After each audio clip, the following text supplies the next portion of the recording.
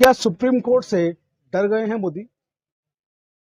ऐसा इसलिए कहा जा रहा है क्योंकि 2 मार्च 2023 को सुप्रीम कोर्ट की 5 जजेस की बेंच ने एक लॉ बनाया, एक कानून बनाया, एक आदेश जारी किया।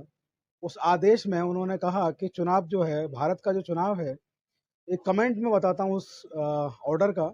कमेंट सुप्रीम कोर्ट ने बहुत कुछ उसमें लिखा था, लेकिन एक कमेंट ये था कि भारत की जो चुनावी प्रक्रिया का दुरुपयोग है, वो लोकतंत्र की कब्र का रास्ता है।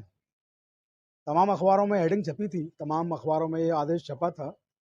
और सुप्रीम कोर्ट के इस आदेश में जो 5 जजेस की बेंच ने दिया था, एक नई दिशा तय की भारत की राजनीति की। और उन्होंने ये कहा इस आदेश में कि अब से जो भी मुख्य चुनाव आयुक्त होंगे भारत के, इलेक्शन कमीशन के जो मुख्य चुनाव आयुक्त होंगे भारत के, उनका जो चयन होगा, उनका जो चुनाव होगा, वो एक कमेटी करेगी।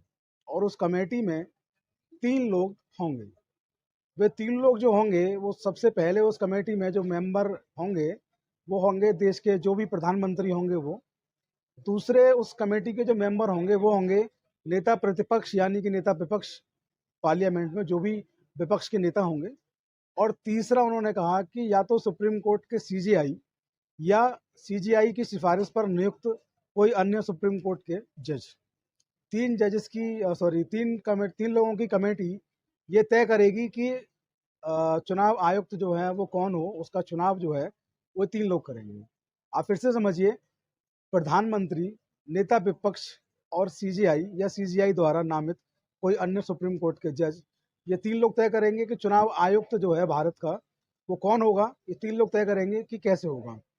2 मार्च 2023 को भारत में सुप्रीम कोर्ट ने जब ये आदेश जारी किया, इसके बाद से ही मोदी सरकार, या कहें कि भारत की सरकार, जो उस वक्त की सरकार है, वो कहीं न कहीं उनको लगा कि कहीं न कहीं कुछ घुटन जैसी उनको फ़ील हुई। और आजकल जो मानसून का सत्र चल रहा है पार्लियामेंट में, इसको लेकर के उन्होंने, भारत की सरकार ने, मोदी जी ने एक बिल जो है सदन में पहुंचाया है, बिल रखा है। हालाँकि इस बिल को अभी लोकसभा से और राज्यसभा से, दोनों सदन से पास होना है। अगर दोनों सदन से ये पास होता है तो ये कानून बन जाएगा। अब आइए आपको बताते हैं कि इस बिल में आखिर ऐसा है क्या? आखिर क्यों ये चर्चा में बिल बना हुआ है?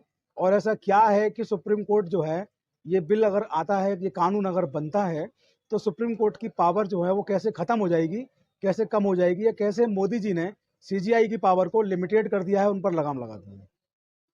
तो मोदी जी ने जो बिल जो नया बनाया है, मोदी जी की सरकार ने, उसको जो पेश वो कर रहे हैं, उन्होंने इसमें थोड़ा परिवर्तन किया है। उन्होंने कहा कि ठीक है, 3 सदस्यीय जो है कमेटी है वो रहेगी। जो भी देश के प्रधानमंत्री होंगे वो उसके सदस्य होंगे। नेता विपक्ष जो भी होंगे वो उसके सदस्य होंगे। और तीसरा जो सीजीआई साहब या सीजीआई के अनुमोदन पर कोई सुप्रीम कोर्ट के दूसरे वकील, दूसरे जज जो नॉमिनेट हो रहे थे इस कमेटी में तीसरे नंबर पर, इस बिल में उनको हटा दिया गया। इस बिल में कहा गया कि कोई भी केंद्रीय मंत्री, कोई भी, दोबारा सुन लीजिए, कोई भी केंद्रीय मंत्री जो प्रधानमंत्री चाहें उसको नामित कर सकते हैं। यानी कि पूरा का पूरा मसला, पूरा का पूरा कहेंगे कि पूरी की पूरी ये बॉल जो है वो प्रधानमंत्री जी ने अपने हाथों में ले ली है, मोदी जी ने अपने हाथों में ले ली है।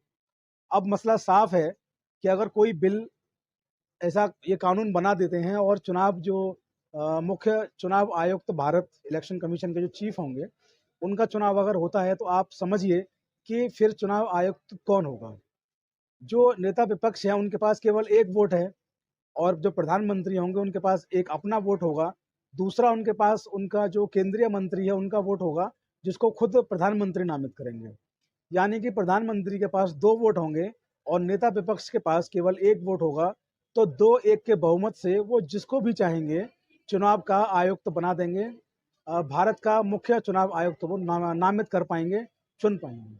यानी कि मनमर्जी चलने वाली है। भारत का जो इलेक्शन कमीशन है वो मोदीमय होने वाला है।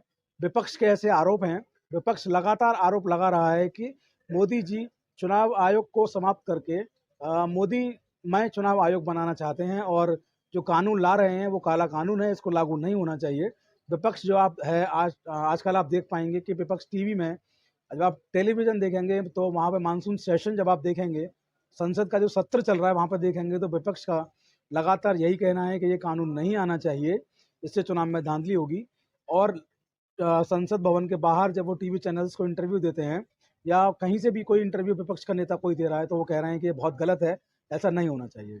हालांकि ये बात अलग है कि पार्लियामेंट में अगर बात करें मोदी जी की या मोदी जी की सरकार की, तो उनके पास स्पष्ट बहुमत है, स्पष्ट बहुमत वाली सरकार है। दोनों सदनों में बड़ी मजबूती से वो सरकार अपनी चला रहे हैं। अभी अभी दिल्ली सरकार की जो ए ग्रेड के ऑफिसर्स की सेवा है उस पर लेकर के बिल पास हुआ है, यानी कि दिल्ली के जो ए क्लास ऑफिसर हैं वो अब सीधे सीधे केंद्र की सरकार के हाथ में होंगे, ना कि दिल्ली की सरकार के हाथ में। तो अभी अभी जो है मोदी जी की सरकार एक बिल, एक कानून ऐसा लेकर भी आई है जिसका बहुत विरोध हुआ, जिसके लिए संसद में वोटिंग हुई लेकिन कानून बन गया। तो ये माना जा रहा है कि ये वाला जो कानून है चुनाव आयुक्त की नियुक्ति का, ये बिल्कुल लागू होगा क्योंकि उनके पास स्पष्ट बहुमत है।